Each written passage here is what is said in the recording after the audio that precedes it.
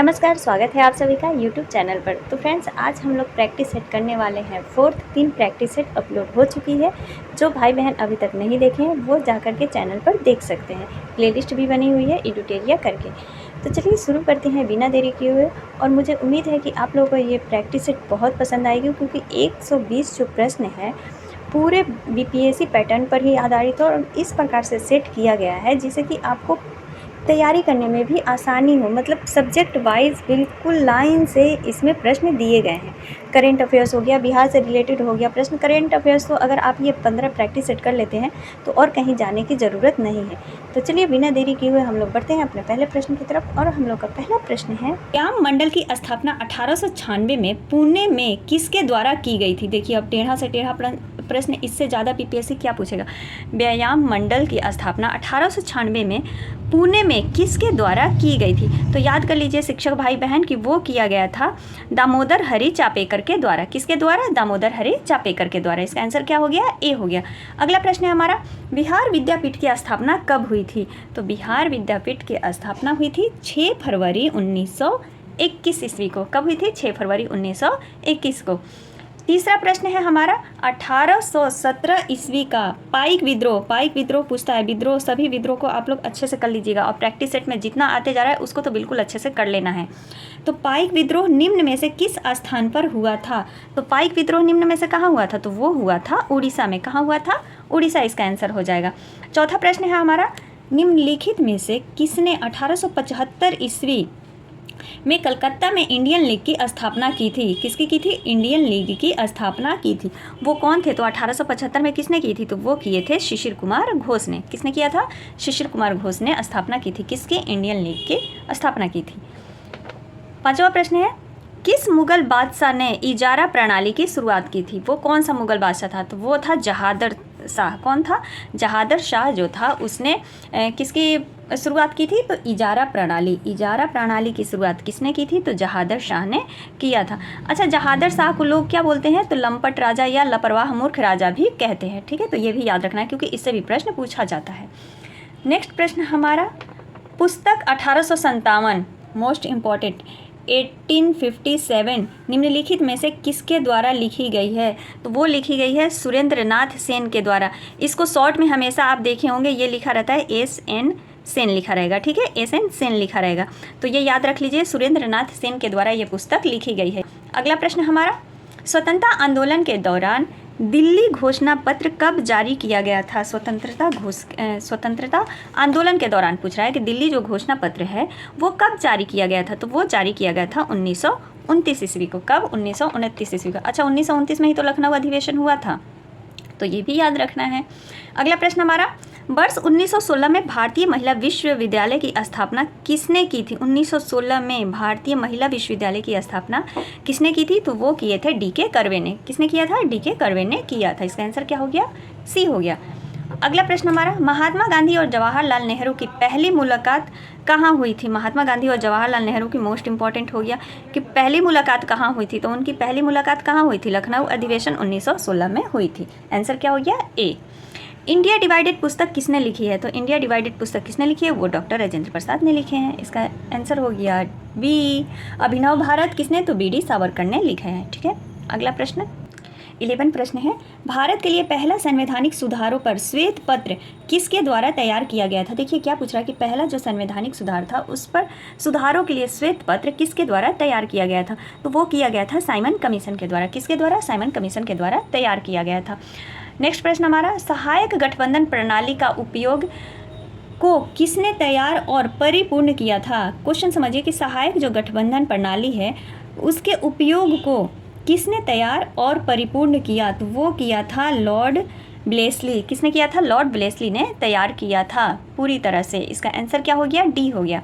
Hunter commission की report में किस क्षेत्र पर विशेष बल दिया गया था। हंटर कमीशन की रिपोर्ट में किस पर बल दिया गया था। तो वो दिया गया था प्राथमिक शिक्षा पर बल दिया गया था। महात्मा गांधी द्वारा सविनय अवज्ञा आंदोलन किस वर्ष शुरू किया गया था। वो किया गया था 1930 ईस्वी में। महात्मा गांधी द्वारा सविनय अवज्ञा आंदोलन किस वर्ष शुरू किया गया था। तो 1930 ईस्वी में शुरू किया गया था। दूसरे गोलमेज सम्मेलन के समय निम्नलिखित में से कौन भारत का वायसराय था? दूसरा गोलमेज सम्मेलन कब हुआ था? 1931 में हुआ था। और उस समय भारत का वायसराय कौन था? तो वो था लॉर्ड वेलिंगटन। कौन था? लॉर्ड वेलिंगटन था। इस 16 निम्नलिखित में से कौन सी घटना पहले हुई है? देखिए यहाँ पर तो ये दे दिया, कभी कभी कूट भी दे देगा, इनके ईयर्स दे देगा कि ये समय हुई थी और मिलान करने के लिए दे देगा, फिर कूट दे देगा कि 2, 3, 5 ऐसे कर करके। तो चलिए देखते हैं। खिलाफत आंदोलन की शुरुआत पूछ रहा है कि शुभारंभ, तो वो हुआ था 1917 में। गांधी इरविन पैक्ट कब हुआ था? तो वो हुआ था 1931 में हुआ था। साइमन कमीशन बहिष्कार 1928 में और लखनऊ समझौता 1916 में। तो कौन सी घटना सबसे पहले हुई? तो इसमें लखनऊ समझौता सबसे पहले हुआ। इसका आंसर क्या हो गया? डी हो गया। अगला प्रश्न, अस्पृश्यता की बुराई के उन्मूलन के लिए अस्पृश्यता विरोधी लीग की स्थापना किसने की थी? तो वो किए थे महात्मा गांधी। महात्मा गांधी ने ही एक हरिजन पत्रिका भी निकाली थी। अगला प्रश्न हमारा, भूदान आंदोलन किसके द्वारा शुरू किया गया था? तो भूदान आंदोलन जो था वो शुरू किया गया था विनोबा भावे के द्वारा। इसका आंसर क्या हो गया? डी हो गया। अंग्रेजों के खिलाफ भारतीय नौसेना विद्रोह किस वर्ष में हुआ था? अंग्रेजों के खिलाफ भारतीय नौसेना विद्रोह, यहाँ पर पूछ रहा है कि भारतीय नौसेना विद्रोह जो है किस वर्ष हुआ था? तो वो हुआ था 1946 ईस्वी में। आंसर क्या हो गया? सी हो गया। 20वां प्रश्न है हमारा, निम्नलिखित में से कौन सा कथन असत्य है? देखिए पूछ रहा है कि यहाँ पर कौन सा कथन जो है वो गलत है। पढ़ते हैं ऑप्शंस। हड़प्पा सभ्यता का सर्वाधिक प्रसिद्ध पूरा स्थल मोहनजोदड़ो था, ये तो सही है। हड़प्पा सभ्यता के संबंध में सर्वप्रथम चार्ल्स मैनसन द्वारा जानकारी दी गई थी, सही बात। भारतीय उपमहाद्वीप में कृषि का प्राचीनतम प्रमाण मेहरगढ़ से प्राप्त हुआ है। प्राचीनतम प्रमाण जो पूछ रहा है कि मेहरगढ़ से प्राप्त हुआ है, ये भी सही बात है। हड़प्पा सभ्यता के बर्तनों पर केवल काले रंग से चित्रकारी की गई थी, नहीं, ये फ्रेंड्स गलत है, क्योंकि वहाँ पर केवल काले रंग से चित्रकारी नहीं, लाल एवं काले रंग से चित्रकारी की गई थी। तो इसका आंसर क्या हो गया? डी हो गया। हड़प्पा किस नदी के किनारे है? तो हरा याद कर लीजिए, हरा यानी र से कौन सा हो गया? रावी नदी के किनारे, ठीक है। आगे बढ़ते हैं हम लोग। किस वेद में वर्ण शब्द का पहली बार उल्लेख किया गया है? किस वेद में? तो वो किया गया है ऋग्वेद में। ऋग्वेद में वर्ण शब्द का पहली बार उल्लेख किया गया है। इसका आंसर क्या हो गया? ए हो गया। अगला प्रश्न हमारा, राजधानी को पाटलिपुत्र से वैशाली किसने स्थानांतरित किया था? ये मोस्ट इंपॉर्टेंट है कि राजधानी को जो है पाटलिपुत्र से वैशाली किसने स्थानांतरित किया था? तो वो शिशुनाग था। शिशुनाग जो अपनी राजधानी पाटलिपुत्र थी उसको वैशाली स्थानांतरित किया था। कब किया था? तो ये किया था इतिहास के अनुसार मगध के लोगों ने नागदस, ये छोड़ दीजिए।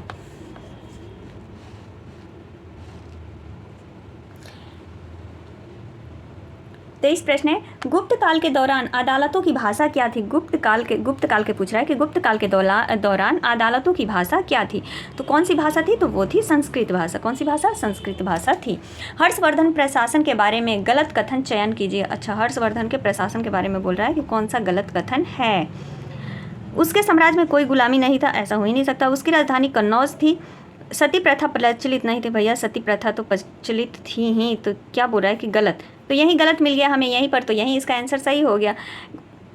क्या पूछ रहा था कि गलत ही पूछ रहा था ना कि गलत कौन सा है, तो सी इसका आंसर गलत है। सती प्रथा कब खत्म किया गया था? तो 1929 में, आई थिंक 1929 में राजा राम मोहन द्वारा खत्म किया गया था।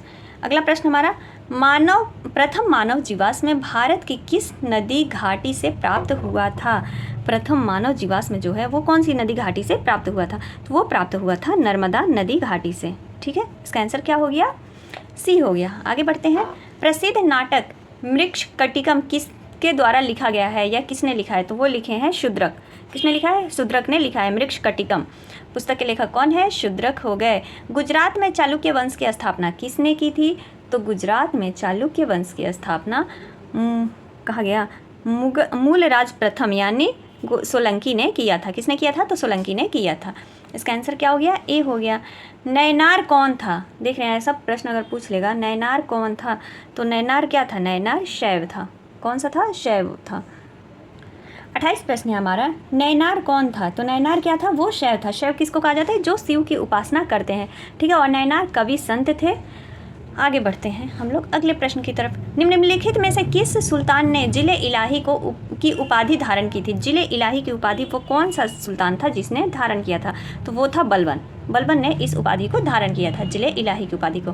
गुलाम वंश का अंतिम सुल्तान कौन था? तो गुलाम वंश का अंतिम सुल्तान जो था वो था कैकुबाद। कौन था? कैकुबाद था। इसका आंसर क्या हो गया? बी हो गया।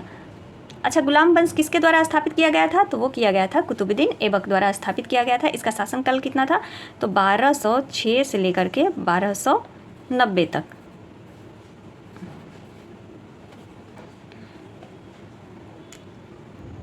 अगला प्रश्न है हमारा, औरंगजेब के आदेश पर किस सिख गुरु को फांसी दे दी गई थी? तो वो दे दी गई थी गुरु तेग बहादुर को। किसको? गुरु तेग बहादुर को फांसी दे दी गई थी। निम्नलिखित में से कौन सी घटना सबसे पहले हुई थी? अब यहाँ पर भी आ गया कि कौन सी घटना सबसे पहले हुई थी। अच्छा, खनवा का युद्ध कब हुआ था? तो ये हुआ था 1527 ईस्वी में। ठीक है, 1527 में खनवा का युद्ध। कन्नौज का युद्ध हुआ था 1540 में, सारे याद करते जाइए। चौसा का युद्ध 1539, घाघर का युद्ध 1529 में।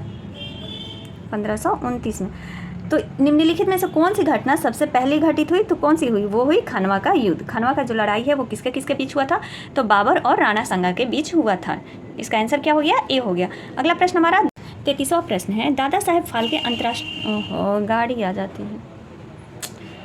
दादा साहेब फाल्के अंतर्राष्ट्रीय फिल्म समारोह 2023 में किस फिल्म को फिल्म ऑफ द ईयर चुना गया है? किस फिल्म को फिल्म ऑफ द ईयर चुना गया है? तो वो चुना गया है RRR को फिल्म ऑफ द ईयर चुना गया है। द कश्मीर फाइल को क्या चुना गया है? तो सर्वश्रेष्ठ फिल्म किसको चुना गया है? कश्मीर फाइल को चुना गया है। बेस्ट एक्टर किसको चुना गया है? तो रणबीर कपूर को चुना गया है। और बेस्ट एक्ट्रेस आलिया भट्ट को चुना गया है। लेकिन इसका आंसर जो हो जाएगा वो हो जाएगा बी। अगला प्रश्न, किस IIT संस्थान द्वारा समुद्र की लहरों से बिजली बनाने के लिए सिंधुजा नामक ओशियन वेव एनर्जी कन्वर्ट विकसित किया गया है? देखिए, याद कर लीजिए, नहीं तो कॉपी में लिख लीजिए एक जगह, करंट अफेयर्स ये सारे, कि किस IIT संस्थान द्वारा समुद्र की लहरों से बिजली बनाने के लिए सिंधुजा नामक ओशियन वेव एनर्जी कन्वर्ट विकसित किया गया है? तो किस IIT के द्वारा? वो किया गया है IIT मद्रास के द्वारा। इसका आंसर क्या हो गया? ए हो गया। इनमें से कौन सा उपग्रह नासा और इसरो द्वारा संयुक्त रूप से, क्या बोल रहा है, संयुक्त रूप से विकसित किया गया है? तो वो निसार है। निसार को संयुक्त रूप से विकसित किया जा रहा है नासा और इसरो के द्वारा। आंसर क्या हो गया? ए हो गया।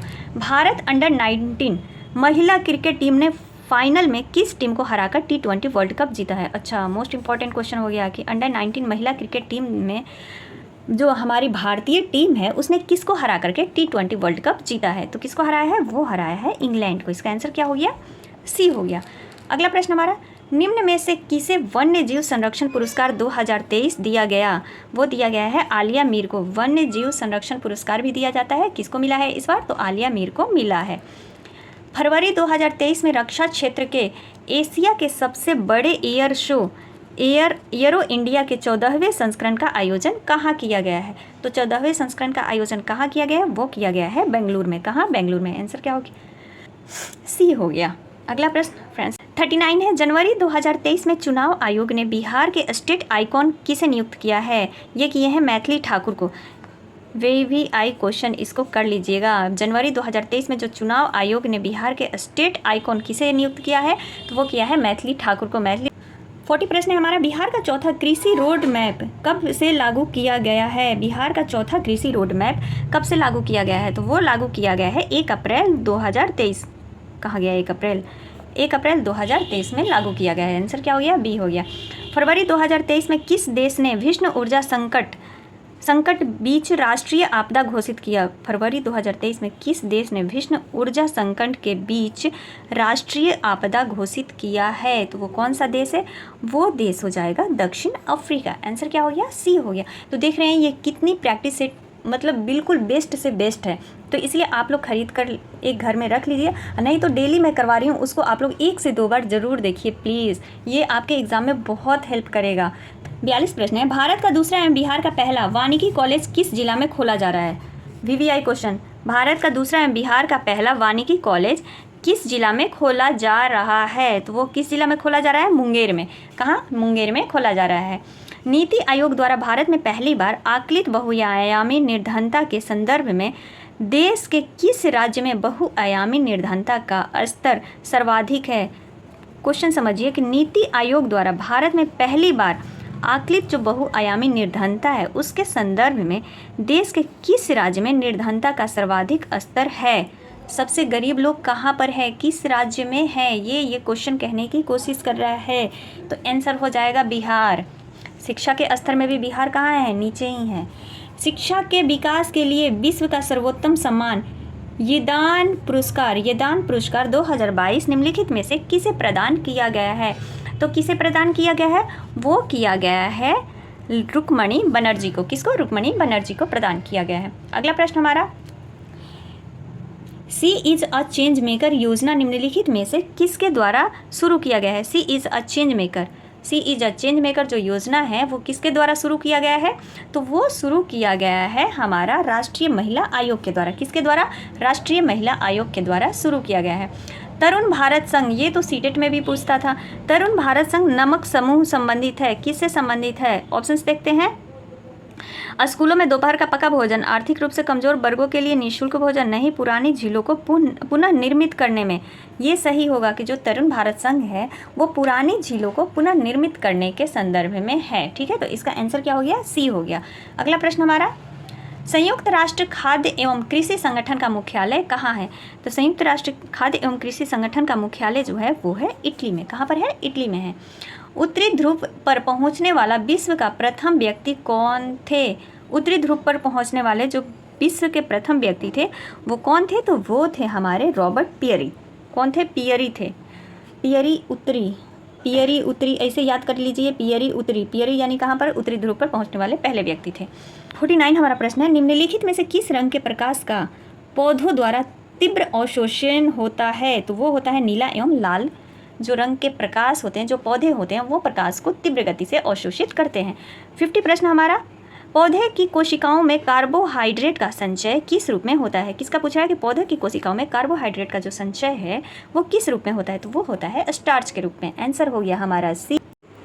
51 प्रश्न है हमारा, हरे पादप में उपस्थित अवर्णी लवक का कार्य होता है। हरे पौधे में जो उपस्थित अवर्णी लवक होता है उसका कार्य क्या होता है?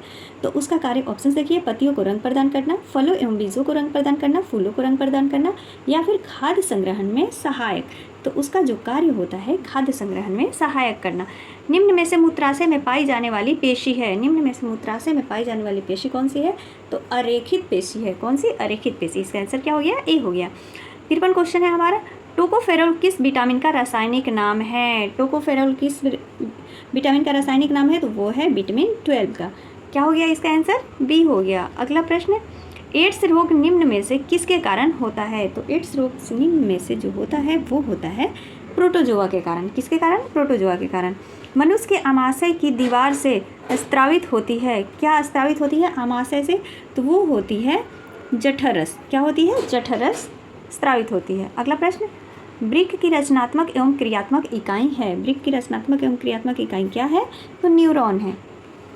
उड़ते हुए विमान की ऊंचाई किस यंत्र से मापी जाती है? उड़ते हुए विमान की ऊंचाई जो है वो मापी जाती है अमीटर से। किससे? अमीटर से मापी जाती है। इसका आंसर क्या हो जाएगा? बी हो जाएगा। 57 का। 58 हमारा प्रश्न है, ऊर्जा संरक्षण सिद्धांत का अर्थ है कि? ऊर्जा संरक्षण सिद्धांत का क्या अर्थ है? ऊर्जा का सृजन हो सकता है। ऊर्जा संरक्षण सिद्धांत का अर्थ है कि ऊर्जा का सृजन हो सकता है। इसका आंसर क्या हो गया? ए हो गया। यही हो जाएगा, सृजन हो सकता है।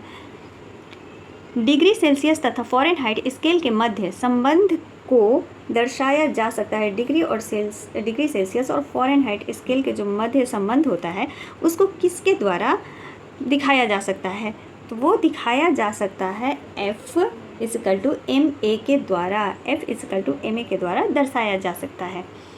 वायु दाब मापी के पाठ्यांक में अचानक गिरावट निम्नलिखित में से किसका संकेत होता है? तो वो होता है तूफानी मौसम का। किसका संकेत होता है? तूफानी मौसम का। वायु दाब में जब अचानक गिरावट आ जाए तो संकेत हो जाएगा तूफान आने का।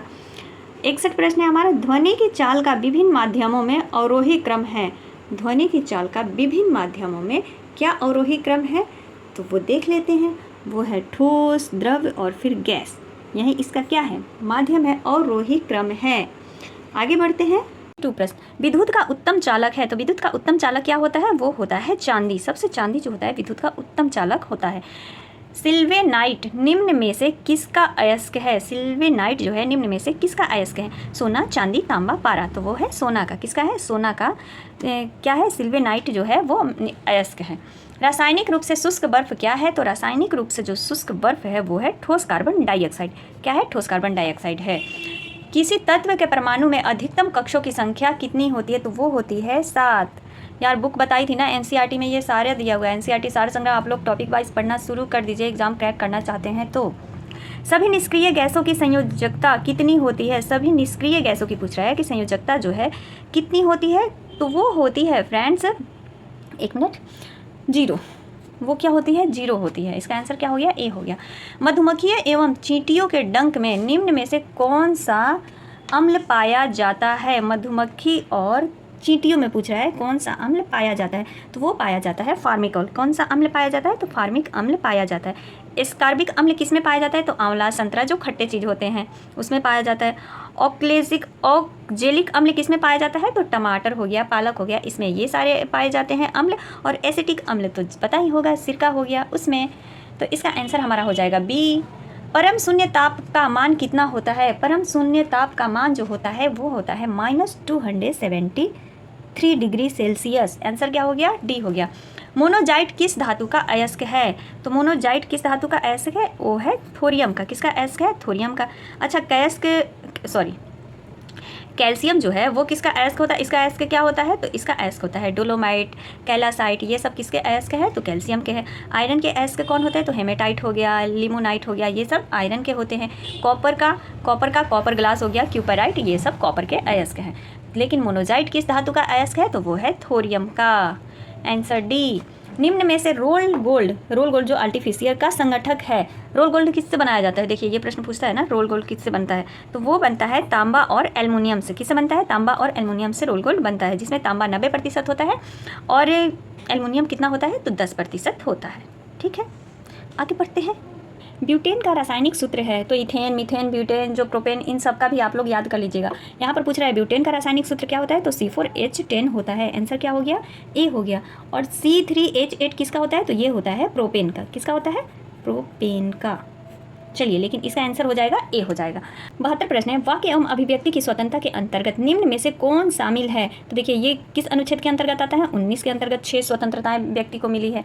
कौन कौन सी? प्रेस की स्वतंत्रता, प्रदर्शन एवं विरोध करने का अधिकार, मौन रहने की स्वतंत्रता, हड़ताल करने का अधिकार नहीं। वो क्या कर सकता है? कहीं पर संगठन शांति रूप से मतलब अपनी बातें रख सकता है, ये नहीं कि हड़ताल कर सकता है। तो इसका आंसर जो हो जाएगा इसमें सही है 1, 2 और 3। कौन सा सही हो गया? डी ऑप्शन सही हो गया। आगे बढ़ते हैं। संविधान के किस अनुच्छेद में यह वर्णित है कि राज्य न्यायपालिका को कार्यपालिका से अलग करेगा? ये कौन से अनुच्छेद में वर्णित है कि जो राज्य न्यायपालिका है वो कार्यपालिका से अलग करेगा? किसको अलग करेगा? संविधान के किस अनुच्छेद में यह वर्णित है कि राज्य न्यायपालिका को कार्यपालिका से अलग करेगा? क्वेश्चन है अजीब। देखिए 73 प्रश्न को समझिए कि संविधान के किस अनुच्छेद में यह वर्णित है, मतलब दिया गया है कि राज्य जो है न्यायपालिका को कार्यपालिका से अलग रखेगा, मतलब अलग करेगा। वो कौन से अनुच्छेद में कहा गया है? तो वो कहा गया है अनुच्छेद 50 में। इसका आंसर क्या हो गया? सी हो गया। भारत में आम चुनाव किस सिद्धांत पर आधारित है? तो वो आधारित है प्रादेशिक प्रतिनिधित्व पर। किस पर? प्रादेशिक प्रतिनिधित्व पर आधारित है। राज्य सरकार के संबंध में स्थानीय सरकार किसका प्रयोग करती है? राज्य सरकार के संबंध में स्थानीय सरकार किसका प्रयोग करती है? तो वो करती है फ्रेंड्स प्रत्यायोजित अधिकार का। किसका? प्रत्यायोजित प्राधिकार का। बोलने में थोड़ी सी जीभ लड़खड़ा जाए तो इग्नोर कीजिएगा। 76 प्रश्न हमारा, भारतीय संविधान की समवर्ती सूची की धारणा किस देश के संविधान से ली गई है? देखिए समवर्ती सूची की धारणा पूछ रहा है कि कौन से संविधान से लिया गया है, तो वो लिया गया है जब ऑस्ट्रेलिया से। कहाँ से? ऑस्ट्रेलिया से लिया गया है। ठीक है, अगला प्रश्न हमारा, निम्न में से किसे विधि के समक्ष समानता से छूट प्रदान की गई है? यहाँ पर पूछ रहा है कि किसे विधि के समक्ष समानता से छूट प्रदान की गई है, निम्न में से किसको?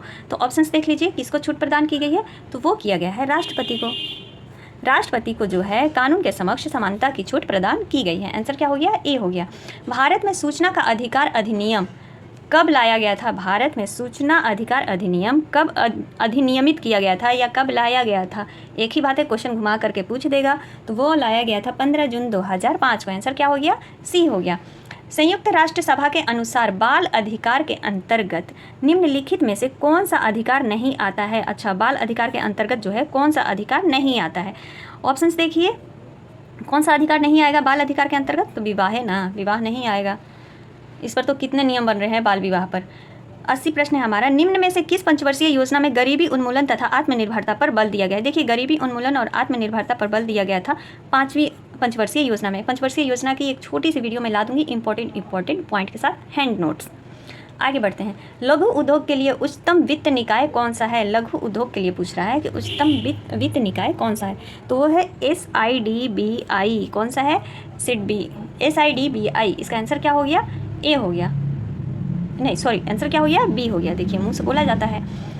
बिहार सरकार द्वारा प्रस्तावित बजट 2023-24 में सर्वाधिक खर्च निम्नलिखित में से किस मद पर किया जाएगा? मतलब सबसे अधिक खर्च जो है वो किस पर किया जाएगा? शिक्षा पर, स्वास्थ्य पर, महिला कल्याण पर, या फिर इनमें से कोई नहीं? तो सबसे अधिक हम महिलाओं पर ही किया जाएगा। देखते हैं कितना किया जाता है।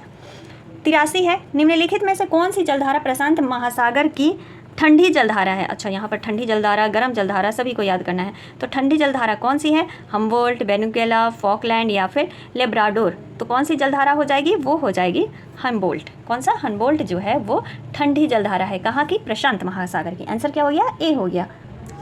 84 क्वेश्चन। भारत में धारणीय विकास के दृष्टिकोण से विद्युत उत्पादन का सबसे अच्छा स्रोत कौन सा है? विद्युत उत्पादन का सबसे जो अच्छा स्रोत है वो कौन सा है? तो वो हो जाएगा जल विद्युत। जल विद्युत जो है सबसे अच्छा स्रोत माना जाता है।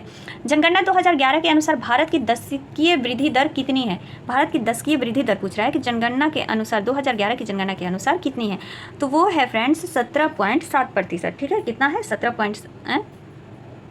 17.7% जो है दशकीय वृद्धि दर है। इसका आंसर क्या हो गया? सी हो गया। आगे बढ़ते हैं। निम्न में से किस एक उत्पादन में भारत विश्व में अग्रणी है? सबसे नंबर 1 पर है। किस में है? तो वो है दूध में। दूध में इंडिया सबसे नंबर 1 पर है। इसका आंसर क्या हो गया? सी हो गया।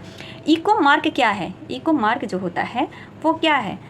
प्रदूषण मुक्त औद्योगिक इकाई, पर्यावरण अनुकूलन उपभोक्ता उत्पादन को नामपत्रित करने की योजना, लाभकारी उत्पादन तकनीकी, या फिर परिस्थितिकी अनुकूलन भवनों को मान्यता देने वाली अंतर्राष्ट्रीय प्रमाण। तो देखिए इको मार्क क्या है? वो है पर्यावरण अनुकूलन उपभोक्ता उत्पादन को नामपत्रित करने की योजना है। ठीक है, इसका आंसर क्या हो गया? बी हो गया। निम्न में से कौन सी नदी उत्तरी एवं दक्षिणी भारत के बीच पारस्परिक सीमा बनाती है? उत्तर और दक्षिण के बीच जो है कौन सी नदी है जो कि पारस्परिक सीमा बनाती है? तो वो नदी है हमारी नर्मदा नदी। ठीक है, आंसर क्या हो गया? डी हो गया। भारत का वह कौन सा स्थान है जहां बंगाल की खाड़ी, अरब सागर तथा हिंद महासागर मिलते हैं? वेरी वेरी इंपॉर्टेंट क्वेश्चन कि भारत का वो कौन सा स्थान है जहां बंगाल की खाड़ी, अरब सागर तथा हिंद महासागर मिलते हैं? वो है कन्याकुमारी। कन्याकुमारी नीचे है ना, वहीं पर हिंद महासागर, बंगाल की खाड़ी और अरब सागर तीनों एक जगह मिलते हैं, क्योंकि ऐसे हमारा मैप है। बंगाल की खाड़ी इधर हो गया, हिंद महासागर यहाँ पर है और अरब सागर यहाँ पर है। तो कहाँ मिलेंगे? कन्याकुमारी के पास ही तीनों की धाराएँ मिल जाती हैं। आंसर क्या हो गया हमारा? ए हो गया। 90 प्रश्न देखिए। निम्नलिखित में से कौन एक सुमेलित नहीं है? पहले देख लेते हैं कौन सुमेलित है। लिपुलेख दर्रा कहाँ पर है? उत्तराखंड में, सही है। रोहतांग दर्रा हिमाचल प्रदेश, पालघाट केरल, नाथुला दर्रा जो है वो सिक्किम में है। हम लोग इतने प्रैक्टिस सेट कर लिए हैं कि ये सब हम लोगों को याद होना चाहिए, क्योंकि सभी में ऐसे प्रश्न पूछे जा रहे हैं, इसलिए प्रैक्टिस सेट बहुत ज़रूरी है। स्किप बिल्कुल नहीं करना है, चाहे कोई भी पढ़ रहे हैं, किसी की भी वीडियो आप देख रहे हैं, पूरा वीडियो देखिए, नॉलेज ही होगा। तो नाथुला कहाँ पर है? सिक्किम में है। भारत में निम्नलिखित राज्यों में से किसकी तट रेखा सबसे लंबी है? तट रेखा पूछ रहा है कि किसकी जो तट रेखा है वो सबसे लंबी है? तो गुजरात की तट रेखा। गुजरात की तट रेखा जो है ना सबसे लंबी है। ये तटीय, इसकी जो तट रेखा की लंबाई है 7516.16 है, वर्ग किलोमीटर है। इतनी लंबी है ये। ठीक है, तो इसका ये भी याद रखना है। निम्नलिखित नदियों में से किसको दक्षिण गंगा कहा जाता है? वो कहा जाता है गोदावरी नदी को। किस नदी को? गोदावरी नदी को दक्षिण की गंगा कहा जाता है। प्रायद्वीपीय भारत की गंगा गोदावरी नदी को। क्वेश्चन मतलब घुमा फिरा करके किसी भी प्रकार से पूछ सकता है भैया, तो हर तरह से तैयार रहिए। 93 प्रश्न है हमारा। निम्नलिखित में से कौन सी फसल मृदा को नाइट्रोजन से भरपूर कर देती है? कौन सी फसल होती है जो कि नाइट्रोजन से भरपूर कर देती है मिट्टी को? तो वो कौन सी फसल हो जाएगी? वो फसल हमारा हो जाएगा मटर। कौन सा फसल? मटर। संसार का सबसे बड़ा मरुस्थल कौन सा है? तो संसार का सबसे बड़ा मरुस्थल कौन सा है? सहारा मरुस्थल है। आंसर क्या हो गया? सी। 95 प्रश्न। निम्नलिखित में से किस एक देश में पम्पास घास के मैदान स्थित हैं? किस देश में पम्पास के घास के मैदान जो हैं वो स्थित है? तो कौन से देश में? अर्जेंटीना में। अर्जेंटीना में पम्पास के घास के मैदान स्थित है। अगला प्रश्न है कि जैव विविधता के संदर्भ में भारत में निम्नलिखित में से कौन सा क्षेत्र हॉटस्पॉट माना जाता है? तो वो माना जाता है अंडमान निकोबार द्वीप समूह। कौन सा? अंडमान निकोबार द्वीप समूह माना जाता है। अच्छा, विश्व में अभी तक टोटल कितने जैव विविधता हॉटस्पॉट हैं? तो वो 18 अभी तक चयनित किए गए हैं विश्व में, और भारत में 4 हैं। आगे बढ़ते हैं।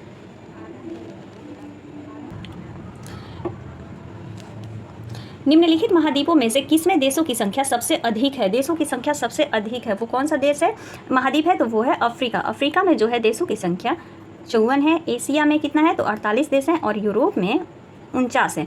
तो तीसरे नंबर पर हमारा एशिया आता है। ऐसे बड़ा है, नंबर 1 पर है क्षेत्रफल की दृष्टि से, लेकिन जनसंख्या की दृष्टि से देशों की दृष्टि से तीसरे नंबर पर है। ठीक है, तो ये भी याद रखना है। निम्नलिखित वृक्षों में कौन पारिस्थितिकी मित्र नहीं है? निम्नलिखित वृक्षों में कौन जो है पारिस्थितिकी मित्र नहीं है? तो कौन नहीं है पारिस्थितिकी का मित्र? वो नहीं है हमारा यूकेलिप्टस। कौन सा? यूकेलिप्टस जो है इकोसिस्टम का मित्र नहीं है। 99 प्रश्न हमारा, निम्नलिखित ऊर्जा में से कौन सी जैविक मात्रा में सर्वाधिक उपयोग किया जाता है? जैविक मात्रा में क्या उपयोग सबसे अधिक किया जाता है? तो वो किया जाता है सौर ऊर्जा। इसका आंसर क्या हो गया? बी हो गया। फटाफट अब देख लेते हैं। निम्नलिखित ईंधनों में से कौन सा न्यूनतम पर्यावरणीय प्रदूषण उत्पन्न करता है? क्या करता है कि पर्यावरणीय जो प्रदूषण है उत्पन्न करता है थोड़ा कम? डीजल, कोयला, हाइड्रोजन या फिर मिट्टी का तेल? तो कौन सा सबसे कम उत्पन्न करता है? वो करता है हाइड्रोजन। अब यहाँ से मैथ शुरू होता है, तो मैथ को आप लोग देखते जाइएगा, मैं सिर्फ आंसर बताते जा रही हूँ। 101 का जो आंसर होगा वो हो जाएगा हमारा डी 8%। 102 का आंसर होगा सी 24। 103 का जो आंसर हो जाएगा वो हो जाएगा 13:12। 104 का आंसर क्या हो जाएगा? तो वो हो जाएगा बी 11। 105 का आंसर हो जाएगा ए। 106 का जो आंसर हो जाएगा वो हो जाएगा सी। 107 का आंसर कौन सा हो जाएगा? सी हो जाएगा इसका भी। 8 का आंसर हो जाएगा डी। 8 का आंसर डी हो जाएगा। 9th का क्या आंसर हो जाएगा? तो वो हो जाएगा हमारा बी। 9th का आंसर हमारा हो जाएगा बी। 10th का आंसर जो है उत्तर वो हो जाएगा सी। और 111 का क्या आंसर हो जाएगा? 111 का आंसर ए हो जाएगा। इसका आंसर क्या हो जाएगा? ए हो जाएगा। 112 आ गया। देखिए इस प्रकार से भी प्रश्न पूछेगा, तो 112 का आंसर क्या हो जाएगा? एक मिनट, सी हो जाएगा 14। 113 हमारा क्वेश्चन है। 113 का आंसर हो जाएगा सी। 12 का भी सी, 13 का भी सी। 14 का क्या होगा? तो 14 का ए हो जाएगा। 15 का क्या होगा? 15 का हो जाएगा बी। देखिए ये श्रृंखला है। 15 का बी। 16 का क्या होगा? तो 16 का हो जाएगा ए। 17 का क्या होगा? 17 का भी हो जाएगा ए। 18 का हो जाएगा, एक मिनट क्वेश्चन पूरा नहीं दिख रहा था क्या? 18 का हो जाएगा बी। 19 का हो जाएगा डी। एंड हमारा लास्ट क्वेश्चन है 20, जिसका आंसर होगा सी। आंसर अब देखिए ये तो बिल्कुल आसान है, इसमें एन नहीं है और बोल रहा है कि निम्नलिखित विकल्पों में से वह शब्द चुने जो दिए गए शब्दों के अक्षरों का प्रयोग करके नहीं बनाया गया है।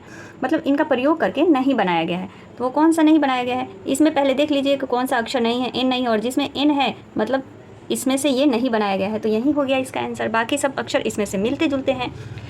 तो इस प्रकार से ये हमारा प्रैक्टिस सेट चौथा ख़त्म होता है। आई होप आप लोगों को ये सेशन पसंद आया होगा।